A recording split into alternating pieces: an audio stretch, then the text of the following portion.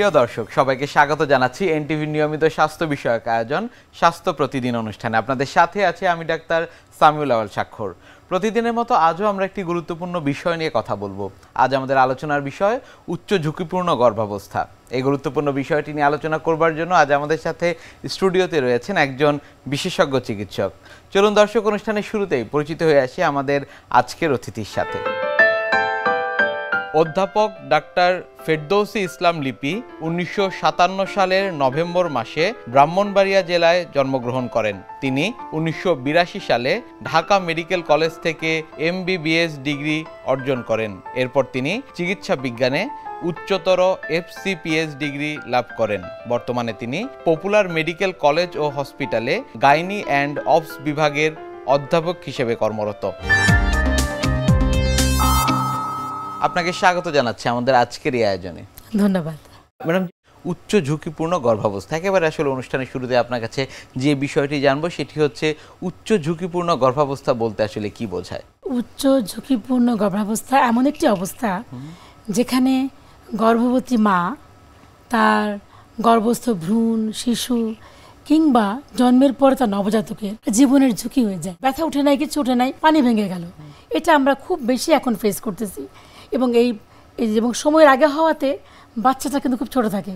তখন এই বাচ্চাটাকে ম্যানেজ করা, এই বাচ্চার মৃত্যু ঝুঁকি, আমাদের নিউনেটাল মর্টালিটি যেগুলা বাচ্চাদের মৃত্যুর হারে সবচেয়ে বড় কারণটা হচ্ছে এই প্রম। এছাড়া আপনি ধরেন অনেক মেডিকেল রোগ আছে, যেমন উচ্চ রক্তচাপ, অনেক বেশি হাই ব্লাড প্রেশার কিংবা হার্টে কোনো প্রবলেম যেমন জন্মগত হতে পারে, রিউম্যাটিক হার্ট ডিজিজ থেকে হতে পারে। এছাড়া ডায়াবেটিস, হাইপারটেনশন যেরকম বলছিলাম, এক্লেমশিয়া বাচ্চা পেটে থাকার জন্য কিছু কিছু রিস্ক হয়ে যায়, যেমন যমজ বাচ্চা কিংবা ট্রিপলেট এই ধরনের হলে মায়ের জীবনে, বাচ্চার জীবনের ঝুঁকি হয়ে যায়। তারপরে এমনও কিছু গর্ভাবস্থা আছে যে মায়ের আগের বার গর্ভাবস্থার সময় তার বাচ্চা নষ্ট হয়ে গিয়েছিল, বাচ্চাটা পেটের মধ্যে মারা গিয়েছিল। হ্যাঁ, এরাও কিন্তু পরের বারে যখন গর্ভ হচ্ছে তারা উচ্চ ঝুঁকিপূর্ণ হয়ে যাচ্ছে। কিংবা অনেক মোটা মা, অনেক বেশি ওজন, হ্যাঁ এরাও কিন্তু ঝুঁকিপূর্ণ মা। আবার খুব বেশি চিকন, এরাও ঝুঁকিপূর্ণ। প্লাস আজকাল জানেন আমাদের বাংলাদেশে যেটা হচ্ছে, অনেক অল্প বয়সী মেয়েদের বিয়ে দিচ্ছে বাবা মায়েরা, স্পেশালি গ্রামে যেটা বেশি হয়। তো ওদেরও দেখা যাচ্ছে যে 16 বছরের আগেই বাচ্চা পেটে চলে আসছে, 15 বছরে বিয়ে হচ্ছে, যদিও আমাদের সরকারি বয়স 18 বছর, কিন্তু 15 বছরে অনেক বাচ্চাদের বিয়ে হয়ে যাচ্ছে। ওরা যখন গর্ভবতী হয়ে যায়, এদিকে আমরা বলি কিশোরী গর্ভাবস্থা, অ্যাডোলেসেন্ট প্রেগনেন্সি, এরা কিন্তু অনেক ঝুঁকিতে আছে। না প্লাস যে গর্ভাবস্থায় রক্ত যাওয়া, ব্লিডিং হচ্ছে, এটাও কিন্তু একটা ঝুঁকি, যে ওই সময় মায়ের মৃত্যু ঝুঁকি, বাচ্চার মৃত্যু ঝুঁকি হয়ে যাচ্ছে। আবার ওই সময় যে পানি কমে যায়, বাচ্চাটা বড় হচ্ছে না, মায়ের পেটের ভিতরে বাচ্চাটা বড় হচ্ছে না, পানি কমে যাচ্ছে, এটাও বাচ্চার ঝুঁকি বেশি হয়ে যাচ্ছে। আবার বাচ্চাটা বিকলাঙ্গ, জন্মগত ত্রুটি আছে, হ্যাঁ এই ত্রুটি বাচ্চাকে কিভাবে ম্যানেজ করব সেটার ব্যাপারটা ওই মা ঝুঁকিপূর্ণ হয়ে যাবে। সো এই ধরনের অনেকগুলো কারণ নিয়ে আমরা বলতে পারি যে মা ঝুঁকিতে আছে। একজন মা তিনি আসলে কিভাবে বুঝতে পারবেন যে তিনি আসলে এই উচ্চ ঝুঁকিপূর্ণ অবস্থায় তিনি রয়েছেন? আমাদের মায়েরা তো মেডিকেল টার্ম কিছু বুঝবে না, তাই না? মাকে তো নিজেকে বুঝতে হবে কখন তার এই ঝুঁকিটা হচ্ছে। সো কতগুলো বিপজ্জনক চিহ্ন আছে, উপসর্গ আছে, যে উপসর্গগুলো দেখলে আমরা বলতে পারি যে মাটা ঝুঁকিতে আছে। যেমন ধরেন আপনার রক্তক্ষরণ, মা বুঝতে পারলো সে গর্ভবতী, হঠাৎ করে তার রক্ত যাওয়া শুরু হলো। কোনো সময় পেইনলেস, মানে ব্যথা নাই, তার রক্ত যাচ্ছে। আবার খুব পেইনফুল, ব্যথা পায়ে, মানে পেটে ব্যথা হতে পারে, বুকে ব্যথা হতে পারে, শ্বাসকষ্ট হতে পারে, চলতে ফিরতে গেলে তার হঠাৎ করে কষ্ট হচ্ছে, হাঁটতে পারছে না। তো এই ধরনের একটা কিছু অসুবিধা ছাড়াও বুক ধরপড় করতেছে, কিংবা খাবার রুচি নাই, মানে এত দুর্বল লাগছে। যেমন ধরেন মায়ের যে রক্তশূন্যতা বা বাচ্চা পেটে যে রক্তশূন্যতা হয়, সেটা কিন্তু মা বুঝে না। মা বুঝে কি আমি হাঁটতে পারছি না, খুব দুর্বল লাগছে, বুক ধরপড় করছে, শ্বাসকষ্ট হচ্ছে। এই ধরনের যখন কোনো অসুখ, বাচ্চা নড়ছে না, মায়ের পেটে বাচ্চা নড়ছে না, ওই মা তখন ভীষণ ঝুঁকিতে আছে, কারণ তার বাচ্চাটা পেটের মধ্যে যে কোনো সময় মারা যেতে পারে। প্লাস যে বলেছিলাম যে পানি ভেঙে যাওয়াটা, রক্তক্ষরণ হচ্ছে না কিন্তু পানি ভেঙে গেল, পুরা বাচ্চাটা পানিতে শুকিয়ে গেল, সেই বাচ্চাটা মায়ের ইনফেকশন হয়ে গেল। সো মায়ের এই গর্ভে তো ঝুঁকি হলোই, পরের গর্ভের জন্য মা ঝুঁকিতে পড়ে যাবে। সো এই যে এই উপসর্গগুলো যদি মা খেয়াল করেন, স্পেশালি আমি মায়েদেরকে বলবো যে আপনারা বাচ্চা নড়াচড়া, যখন আপনার বাচ্চাটা 6 মাসের পরে 7 মাসের দিকে যাবে, তখন বাচ্চাটা বড় হয়ে গেছে, ওই সময় আপনারা বাচ্চা নড়াচড়া খুব ভালো করে খেয়াল রাখবেন। যদি বাচ্চাটা 12 ঘন্টায় 10 বারের কম নড়ে, তার মানে বাচ্চাটা মায়ের কাছ থেকে অক্সিজেনের অভাব হচ্ছে। এই যে তার উপসর্গগুলা, এই ধরনের উপসর্গ হলেই উনি যাকে সরাসরি ডাক্তার দেখাবেন অথবা কোনো নিকটস্থ হাসপাতালে চলে যাবেন। একজন মা যখন আসলে উচ্চ ঝুঁকিপূর্ণ অবস্থার মধ্যে তিনি রয়েছেন, তখন আসলে কতবার চিকিৎসকের শরণাপন্ন হওয়া উচিত? ঝুঁকিপূর্ণ মার শারীরিক মানসিক যে অবস্থা থাকে, তাতে করে কিন্তু মায়ের কষ্টটা অনেক বেশি হয়। আপনারা দেখবেন যে আমাদের মায়েরা কিন্তু নিজেরা কোনো সিদ্ধান্ত নিতে পারে না। ওই সিদ্ধান্তগুলো নিতে পারে না বলেই অনেক মা কিন্তু ঝুঁকিটা হয়েছে, সে ডাক্তারের কাছে আসতে পারছে না। সে ঘরে বসেই অনেক অনেক খারাপ হওয়ার পর যখন আর চলতে পারে, তখন তাকে নিয়ে আসে। তখন কিন্তু সেই মা মানে মৃত্যু ঝুঁকি, শিশুর মৃত্যু ঝুঁকি অনেক বেশি বেড়ে যায়। গর্ভাবস্থায় পরীক্ষা নিরীক্ষার যে বিষয়গুলো রয়েছে, সেগুলো আসলে কি কি? যেমন খুব কমনলি আমরা বলি যে রক্ত পরীক্ষা, এটা প্রত্যেক মাকেই কিন্তু এই মিনিমাম পরীক্ষাগুলো করতে হয়। যেমন ব্লাড কমপ্লিট ব্লাড কাউন্ট, রক্ত পরীক্ষাতে আমরা হিমোগ্লোবিন দেখলাম, হ্যাঁ তার রক্ত শূন্যতা আছে কিনা, তারপরে তার মানে শরীরে কোনো তার রক্তের গ্রুপটা কি, যদি নেগেটিভ হয় তাহলে মা ঝুঁকিপূর্ণ হয়ে যাবেন। তারপরে ইউরিন টেস্ট, এজ বেস এজি। একজন গর্ভবতী মা যদি আপনার হাইপোথাইরয়েড থাকে, তার গর্ভস্থ শিশুর ব্রেইন ড্যামেজ হয়ে যেতে পারে, সে স্বাভাবিক শিশু হতে পারবে না। সেজন্য আমরা থাইরয়েড ফাংশন টেস্ট আমরা এখন রুটিনলি আমরা এখন এই প্রেগনেন্সিতে করছি, ঝুঁকিপূর্ণ মাকে আইডেন্টিফাই করার জন্য। তারপরে ধরুন ইউরিন ইনফেকশনেও মা ঝুঁকিপূর্ণ হয়ে যায়, বাচ্চা খারাপ হয়ে যেতে পারে। সো আমরা রুটিন এক্সামিনেশন এবং কালচার এটা আমরা করছি। সবচেয়ে কমনলি যেটা করা হয় আসলে আল্ট্রাসোনোগ্রাম আমাদেরকে অনেক ইনফরমেশন দেয়, যে প্রথমে তো বাচ্চাটা কেমন আছে, প্রেগনেন্সিটা কেমন সুষ্ঠুভাবে চলছে কিনা এ সম্বন্ধে বলছে। তাছাড়া বাচ্চার গ্রোথ ঠিকমতো হচ্ছে কিনা, ফুলটা কোথায় আছে, যদি ফুলটা নিচে থাকে তাহলে মা ব্লিডিং হতে পারে। সেটা একটা বিশাল ঝুঁকিপূর্ণ ব্যাপার মায়ের জন্য। এই জিনিসগুলো আমরা আল্ট্রাসোনোগ্রাম থেকে, প্লাস বাচ্চা যদি কখনো কম্প্রোমাইজ হয়ে যায়, মানে বাচ্চা ঠিকমতো মায়ের কাছ থেকে অক্সিজেন পাচ্ছে না, এটাও কিন্তু আমরা আল্ট্রাসোনোগ্রাম করলে বুঝতে পারি। যেমন সেটা হচ্ছে আমরা কিছু স্পেশাল টেস্ট বলি, ওগুলোকে আমরা বায়োফিজিক্যাল প্রোফাইল, বাচ্চা ঠিকমতো নড়ছে কিনা, শ্বাস নিচ্ছে কিনা এই সম্বন্ধে আমরা বলতে পারি। আর এরপরও আমরা আরও সফিস্টিকেটেড টেস্ট আছে, যেটাকে আমরা বলি ডপলার স্টাডি, যে বাচ্চা মায়ের কাছ থেকে বাচ্চা সঠিক রক্ত চলাচল হচ্ছে কিনা, এটা আমরা লাস্ট মোমেন্টে করি, যখন দেখি যে না বাচ্চা আসলে খারাপ হয়ে যাচ্ছে। যদি এইটা রক্ত চলাচল না করে তাহলে তো বাচ্চা এমনি খারাপ হয়ে যাবে। সো এই যে পরীক্ষাগুলো আছে আমরা এগুলো সচরাচর করে থাকি। আরও কিছু সফিস্টিকেটেড পরীক্ষা আছে যেগুলো আমরা খুব বেশি করি না, সেগুলো ধরনের যে অ্যামনিওসেন্টেসিস নাম আছে, অ্যামনিওসেন্টেসিস করে আমরা দেখতে পারি বাচ্চার মধ্যে কোনো রকমের জন্মথুটি আছে, সেগুলো বুঝতে পারি আমরা। ম্যাডাম, আরেকটি বিষয় একটু আপনার কাছ থেকে জানতে চাবো, যেটি আসলে এখন প্রচুর পরিমাণে হয়ে থাকছে, সেটি হচ্ছে অ্যানোমালি স্ক্যান। আমরা দেখতে পাই সেটি আসলে কতটা তাৎপর্য বহন করে। ইদানিং আমরা দেখতে পাচ্ছি বাচ্চাদের মধ্যে জন্মগত ত্রুটি অনেক বেড়ে গেছে, যেটা আমরা 10 বছর আগে যেরকম ছিল তার থেকে এটা অনেক বেশি। তো সেজন্য আমরা মায়েদেরকে সাহায্য করার জন্য আমরা 20 থেকে 24 সপ্তাহ আমরা একটা অ্যানোমালি স্ক্যান আমরা রুটিনলি এখন আমরা করছি, যাতে করে আপনার বাচ্চার মধ্যে গ্রস মানে খুব বেশি মাইনিউট প্রবলেমগুলো বলতে পারে না, কিন্তু গ্রস যেমন ধরেন হার্টের 4 চেম্বার ঠিকমতো আছে কিনা, তার অঙ্গ প্রত্যঙ্গগুলো ঠিক আছে কিনা, হ্যাঁ মাথার চেম্বারগুলো ঠিক আছে কিনা, এই জিনিসগুলা গ্রসগুলা তারা বলতে পারে। কিংবা পেটের মধ্যে কোনো ফুলে আসছে কিনা, বাচ্চার পেটে খুব বেশি পানি আছে কিনা, এই জিনিসগুলা এই ধরনের জন্মগত ত্রুটিগুলা অ্যানোমালি স্ক্যানে বলতে পারি। কিন্তু হার্টের মাইনর প্রবলেম, কোনো আরও কিছু ক্রোমোজোমাল প্রবলেম, সেগুলো বলতে পারে না, গ্রসটা বলতে পারি।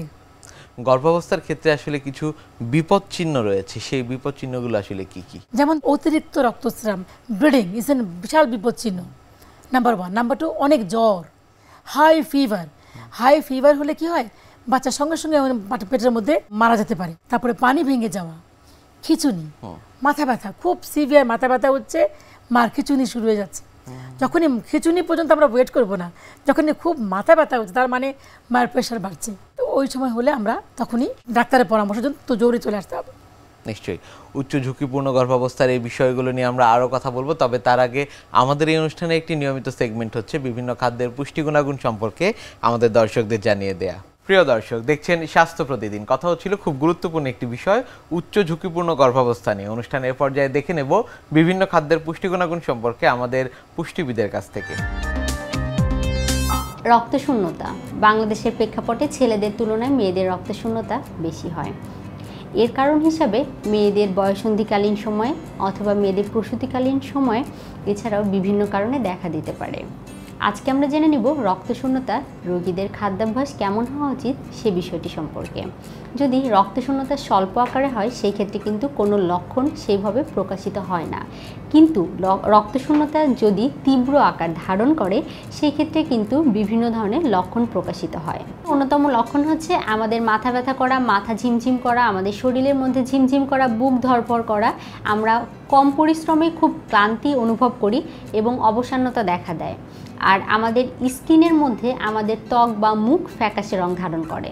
রক্তশূন্যতার এই লক্ষণগুলো যদি প্রকাশিত হয়, অবশ্যই একজনের চিকিৎসকের পরামর্শ নিয়ে আপনাকে প্রথমে আইডেন্টিফাই করতে হবে আপনার কী কারণে রক্তশূন্যতাটা হয়েছে। নানা কারণে রক্তশূন্যতা হতে পারে, তার মধ্যে অন্যতম হচ্ছে আয়রনের অভাবজনিত রক্তশূন্যতা। আজকে আমরা আয়রনের অভাবজনিত রক্তশূন্যতায় খাদ্যাভ্যাস কেমন হওয়া উচিত সে বিষয়টি নিয়ে আপনাদের সামনে কিছু পরামর্শ দিব। সাধারণত আমাদের শরীরে পর্যাপ্ত আয়রন জাতীয় খাবার যদি আমরা গ্রহণ না করি সেই ক্ষেত্রে দেখা দিতে পারে আয়রনের অভাবজনিত রক্তশূন্যতা, অথবা আমরা পর্যাপ্ত পরিমাণে আয়রন জাতীয় খাবার খাচ্ছি কিন্তু সেটি শরীরে শোষিত হচ্ছে না বা শরীর থেকে বর্জ্যের মাধ্যমে বের হয়ে যাচ্ছে। এ সকল নানা অজানা কারণেও কিন্তু আয়রনজনিত রক্তশূন্যতা দেখা দিতে পারে। আয়রনজনিত রক্তশূন্যতা দেখা দিলে আমাদের সর্বপ্রথমে যে কাজটি করতে হবে, আমাদের খাদ্য তালিকায় অন্তর্ভুক্ত করতে হবে আয়রন জাতীয় খাবারের উৎস। আয়রন জাতীয় খাবার আমরা সাধারণত দুটি উৎস থেকে আমাদের শরীরে পেয়ে থাকি। একটি হচ্ছে হিম জাতীয় আয়রন খাবারের উৎস, আরেকটি হচ্ছে নন হিম জাতীয় খাবারের উৎস। হিম জাতীয় আয়রন আমরা সাধারণত গরুর মাংস, খাসির মাংস, গরুর কলিজা, খাসির কলিজা, মুরগির মাংস, ডিম ইত্যাদি এবং সামুদ্রিক মাছ থেকেও পেয়ে থাকি। আর নন হিম আয়রন আমরা সাধারণত গাঢ় সবুজ শাকসবজি যেমন পালং শাক এই জাতীয় খাবার থেকে পেয়ে থাকি। আমরা যদি আমাদের খাদ্য তালিকায় নন হিম জাতীয় খাবার অন্তর্ভুক্ত করি সেই ক্ষেত্রে কিন্তু অবশ্যই সাথে এক টুকরো লেবু বা ভিটামিন সি এর যে কোনো উৎস রাখতে হবে, কারণ নন হিম জাতীয় আয়রন শরীরে খুব ভালোভাবে শোষিত এবং কাজ করার জন্য আমাদের ভিটামিন সি প্রয়োজন হয়। আমরা সাধারণত অনেকেই ওজন নিয়ে চিন্তিত বা বিভিন্ন ধরনের শারীরিক জটিলতা থাকে, যেগুলোর জন্য আমাদের খাদ্য তালিকায় আমরা বিভিন্ন জাতীয় গরু খাসির মাংস বা গরু খাসির কলিজা অন্তর্ভুক্ত করতে ভয় পাই। আমরা ভাবি এই জাতীয় খাবার যদি আমাদের খাদ্য তালিকা অন্তর্ভুক্ত করি সেক্ষেত্রে আমাদের শারীরিক জটিলতা বেড়ে যেতে পারে। কোনো শারীরিক জটিলতা না থাকে সেই ক্ষেত্রে তারা যদি রক্তশূন্যতায় ভোগেন তাদের কিন্তু খাদ্য তালিকায় অবশ্যই তারা গরু বা খাসির মাংস বা কলিজা প্রত্যেক দিন 10 থেকে 15 দিন একটানা যদি তারা 85 গ্রামের মতো রাখেন সেই ক্ষেত্রে তাদের আয়রন জাতীয় যেই রক্তশূন্যতা তৈরি হয়েছে সেটি কিন্তু প্রশমনে সাহায্য করবে। কিন্তু সেই ক্ষেত্রে রান্নার পদ্ধতিটা হবে স্বাস্থ্যকর, কারণ সাধারণত আমরা বাসায় বা দাওয়াতে খেতে গেলে দেখা যায় অনেক গুরুপাক এবং ভুনা করে আমরা সাধারণত গরুর মাংস, খাসির মাংস বা কলিজাগুলো খেতে পছন্দ করি। কিন্তু এই ক্ষেত্রে আমাদের অবশ্যই এই বিষয়টি খেয়াল রাখতে হবে যে রান্নার পদ্ধতি অবশ্যই স্বাস্থ্যকর এবং পুষ্টিকর হতে হবে। খেজুর আয়রন জাতীয় খাবারের কিন্তু একটি ভালো উৎস। পাশাপাশি আপনারা খাদ্য তালিকায় বাদাম রাখতে পারেন, কারণ বাদাম থেকে আমরা ফোলেট এবং পেয়ে থাকি ভিটামিন B6, যেগুলো সাধারণত আমাদের লোহিত রক্তকণিকা তৈরিতে সাহায্য করে থাকে। আমাদের শরীরে যদি লোহিত রক্তকণিকার পরিমাণ কম থাকে বা উৎপন্নই না হয় সেই ক্ষেত্রে কিন্তু দেখা যাবে যে আমরা হাজার আয়রন জাতীয় খাবার খেয়ে কোনো লাভ হবে না এবং রক্তশূন্যতা কমাতে সেটি কখনোই সাহায্য করবে না। সেজন্য খাদ্য তালিকায় অবশ্যই ফোলেট এবং ভিটামিন B6 জাতীয় খাবার অন্তর্ভুক্ত করতে হবে। পাশাপাশি খাদ্য তালিকায় আনার ও তরমুজ জাতীয় ফলও কিন্তু রাখতে পারেন। পুদিনা পাতা বা ধনিয়া পাতা রস করেও কিন্তু আমরা খাদ্য তালিকায় অন্তর্ভুক্ত করতে পারি। এছাড়াও আমরা খাদ্য তালিকায় বিটের জুস অন্তর্ভুক্ত করতে পারি, যেটি সাধারণত আমাদের এই সমস্যাগুলো সমাধান করতে সাহায্য করবে। চিংড়ি মাছ আয়রনের অভাব দূরীকরণে সাহায্য করে। আমরা অনেকেই হয়তো জানি না যে কলা কিন্তু আমাদের জন্য এই ক্ষেত্রে একটি বিশাল ভূমিকা পালন করে। আমরা যারা ওজন নিয়ে চিন্তিত তারা কিন্তু একেবারে কলা খেতেই চায় না, কিন্তু আমরা যদি ক্যালোরি ব্যালেন্স করে খাই সেই ক্ষেত্রে আমরা প্রতিদিনের খাদ্য তালিকায় না হলেও কমপক্ষে আমরা সপ্তাহে 2 থেকে 3টি কলা কিন্তু খেতেই পারি। সেক্ষেত্রে এটি আমাদের এই সমস্যা সমাধানে সাহায্য করবে। এবং পাশাপাশি অবশ্যই পর্যাপ্ত ঘুমাতে হবে এবং আমাদের প্রত্যেকদিন পর্যাপ্ত পরিমাণে পানি পান করতে হবে। তাহলেই আমরা যাদের রক্তশূন্যতা আছে তাদের এই জাতীয় সমস্যা থেকে পরিত্রাণ পেতে পারি। এছাড়াও আমাদের হয়তো অনেকেই একটি বিষয় সম্পর্কে জানি না যে ক্যালসিয়াম জাতীয় খাবার এবং যে সকল খাবারে ক্যাফেইন আছে সেই জাতীয় খাবারগুলো আমরা যদি আয়রন জাতীয় খাবার খাওয়ার সাথে সাথেই গ্রহণ করি সেই ক্ষেত্রে সেগুলো আয়রন জাতীয় খাবার শোষণে বাধা প্রদান করতে পারে। সেক্ষেত্রে আমরা অবশ্যই আয়রন জাতীয় খাবার খাওয়ার কিছু সময় পরে আমরা এই ক্যাফেইন বা আমাদের ক্যালসিয়াম জাতীয় খাবার গ্রহণ করব। একেবারেই আয়রন জাতীয় খাবার খাওয়ার পরবর্তীতে আমরা এই জাতীয় খাবার গ্রহণ করা থেকে বিরত থাকব। উচ্চ ঝুঁকিপূর্ণ গর্ভাবস্থা এটি প্রতিরোধে কি কি করণীয়? যারা জানেন যে গর্ভবতী মা কিংবা তার গর্ভের আগেই জানেন যে তার প্রেশার বেশি আছে, ডায়াবেটিস আছে, এমন কোন তার রোগ আছে, কিংবা তার পরিবারে জন্মগত ত্রুটি নিয়ে বাচ্চা জন্ম হয়েছে আগে, এইসব মায়েরা, ঝুঁকিপূর্ণ মায়েরা তার প্রেগনেন্সি হওয়ার আগেই ডাক্তারের পরামর্শ নেবেন, যেটাকে আমরা বলি প্রি কনসেপশনাল কাউন্সেলিং। মানে ওই ডাক্তার কাছে গেলে ডাক্তার তখন আমাকে ওই মাকে দেখে তাকে কী প্রবলেম আছে সেগুলো ধরে তাকে সঠিক পরামর্শ দিতে পারবে কখন তার জন্য বাচ্চা নেওয়াটা প্রয়োজনীয়। এটা একটা বিশাল ইম্পর্টেন্ট। তার জন্য টেস্ট করাবে। 2 নম্বর কথা হচ্ছে আমরা কিছু কিছু মাকে বলি কিছু ভিটামিন তার সাপ্লিমেন্ট হিসাবে আগে থেকে খাওয়া, যেমন ফোলিক অ্যাসিড, খুব ভালো একটা ভিটামিন, যে ভিটামিনটা বাচ্চাদের অ্যাবনর্ম্যালিটিকে প্রিভেন্ট করে। সেটা যদি আমরা আগে থেকে দিলে তার ঝুঁকিটা কিছুটা কমে যেতে পারে। মায়েদের সঠিক রেগুলার নিয়মিত চেক আপ করলে তার ঝুঁকি যেগুলা হতে পারে আগেই আইডেন্টিফাইড হয়ে যাবে, তাহলে কিন্তু মা আপনার সেই ঝুঁকিটার যে খারাপ দিকটা সেটা মাকে ভোগ করতে হচ্ছে না। আমাদের দেশের মায়েরা এমনও আছে ডাক্তার চিকিৎসা দিল ঠিকমতো পালন করলো না, খেলো না ওষুধগুলা, হ্যাঁ টেস্ট করতে দিল সেটা করলো না, এটা যেন না হয়। অর্থাৎ চিকিৎসকের যে পরামর্শ রয়েছে সেটি আসলে মেনে সঠিকভাবে মেনে নেওয়া। অনেক ধন্যবাদ আপনাকে আমাদের আজকের এই অনুষ্ঠানে আসবার জন্য। আপনাকে অনেক ধন্যবাদ। প্রিয় দর্শক, এতক্ষণ দেখছিলেন স্বাস্থ্য প্রতিদিন। কথা হচ্ছিল খুব গুরুত্বপূর্ণ একটি বিষয়, উচ্চ ঝুঁকিপূর্ণ গর্ভাবস্থা নিয়ে। আশা করি আমাদের এই গুরুত্বপূর্ণ তথ্যগুলো আপনাদের অনেক বেশি উপকারে আসবে। অনুষ্ঠানের পর্যায়ে দেখে নেব কি থাকছে আগামী পর্বে স্বাস্থ্য প্রতিদিন অনুষ্ঠানে। জুন থেকে অক্টোবর পর্যন্ত ইউজুয়ালি এই সিজনটা আসলে আমরা নিজেরাই একটু ভয়ে থাকি যে এখন আবার ডেঙ্গু সিজন শুরু হচ্ছে, কিন্তু গত সেশনে যেটা দেখা গেল যে ডেঙ্গু কোনো সিজন ফলো করে নাই। যে 2023-এ কিছু কেস আমরা ফেব্রুয়ারি মার্চেও পেলাম, এরপর ওদিকে গিয়ে নভেম্বর ডিসেম্বরও পেলাম, কিন্তু এবার যেটা হচ্ছে এটা মোটামুটি সিজন ধরেই হলো, মানে জুনের পর থেকে আমরা কেস পাওয়া শুরু করলাম, এর আগে ততটা পাইনি। বিশ্বের যে কোনো প্রান্ত থেকে যে কোনো সময় আপনাদের পছন্দের অনুষ্ঠান স্বাস্থ্য প্রতিদিন দেখতে ভিজিট করুন আমাদের পূর্ণাঙ্গ ওয়েব পোর্টাল www.ntvbd.com-এ। এছাড়া এনটিভি সব জনপ্রিয় অনুষ্ঠান ও খবরের আপডেট পেতে ভিজিট করুন আমাদের ইউটিউব চ্যানেল ও ভেরিফাইড ফেসবুক পেজে। আজ এখানেই শেষ করছি, আগামীতে আবারও দেখা হবে। সে পর্যন্ত আপনারা সবাই ভালো থাকুন, সুস্থ থাকুন, এনটিভির সাথেই থাকুন। আল্লাহ হাফেজ।